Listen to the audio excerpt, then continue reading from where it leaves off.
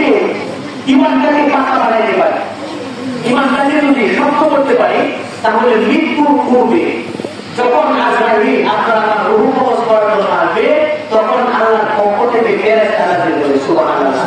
আল্লাহ তাআলা হামিদ সেজদা, সূরা হামিদ সেজদা 30, 31, 32 নম্বর আয়াতের মধ্যে বলেন, আল্লাহ তাআলা বলেন, ইন্নাল্লাযীনা ক্বালু রাব্বুনাল্লাহ তুম্মা ইসতাকামু তাতানাজ্জালু আলাইহিমুল মালায়েকা আল্লা তাখাফু ওয়া লা তাহজানু ওয়া আবশিরু বিল জান্নাহ ওয়া আবশিরু বিল জান্নাতি আল্লাতী কুনতুম তুআদুন নাহনু আউলিয়াউকুম ফিল হায়াতিদ দুনিয়া ওয়া ফিল আখিরাহ নাহনু আউলিয়াউকুম ফিল হায়াতিদ দুনিয়া ওয়া ফিল আখিরাহ ওয়া লাকুম ফিহা মা তাশতাহি আনফুসুকুম ওয়া লাকুম ফিহা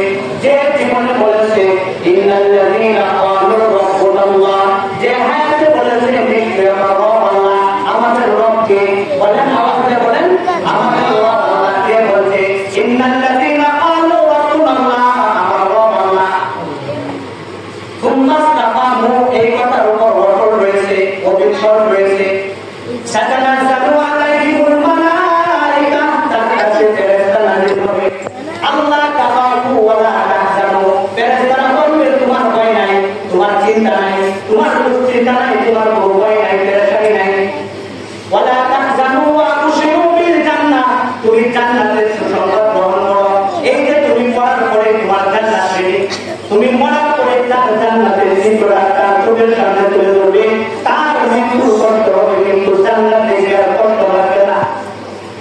মুহতারাম হাজিরিন, আলোচনা লম্বা হয়ে গেছে। মুহতারাম হাজিরিন, তাকে জান্নাতে চিত্র তুলে ধরবে, তার বাড়ি যখন দেখাইবে তখন কষ্ট হবে কিন্তু কষ্ট লাগে। কারণ এটা বোঝানোর জন্য, এটা বোঝানোর জন্য হাকিম আখতার সাহেব একটা সমাজ উদাহরণ, এই উদাহরণটা দিয়ে আমার আলোচনা শেষ।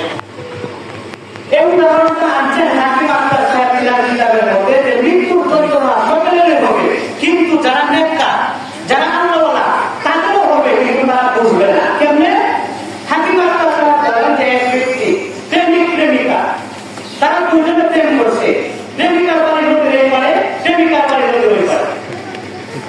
দুজন দুজনের সাথে দেখা করে বাপ মা নারাজ, বলছে আরেকদিন যদি তোমাদেরকে দেখি একসাথে তাহলে হাত বানিয়ে নেবে।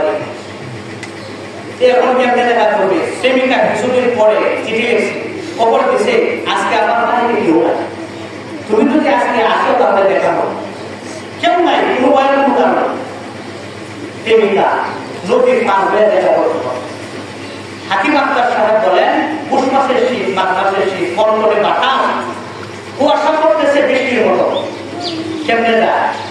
রাত্রের 3টা সময় নদী পার হয়ে যেতে হবে, মাঝি নাই, নৌকা নাই, এই নদীর মধ্যে যাচ্ছে, কারণ প্রেমিকার সাথে দেখা।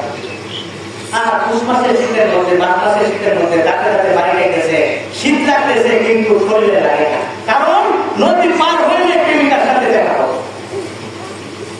হাকিম আখতার সাহেব বলেন যখন জান্নাতি ব্যক্তিটা মৃত্যু হওয়ার সময় হয়, তখন আল্লাহ তাআলা তার সামনে জান্নাত তুলে ধরে জান্নাতের চিত্র দেখে তাকে ফেরেশতারা বলে, তোমার ভয় নাই, চিন্তা নাই, পেরেশানি নাই, যে তোমার জান্নাত রয়েছে, সেই জান্নাত দেখতে তাকে তার মৃত্যুর যন্ত্রণা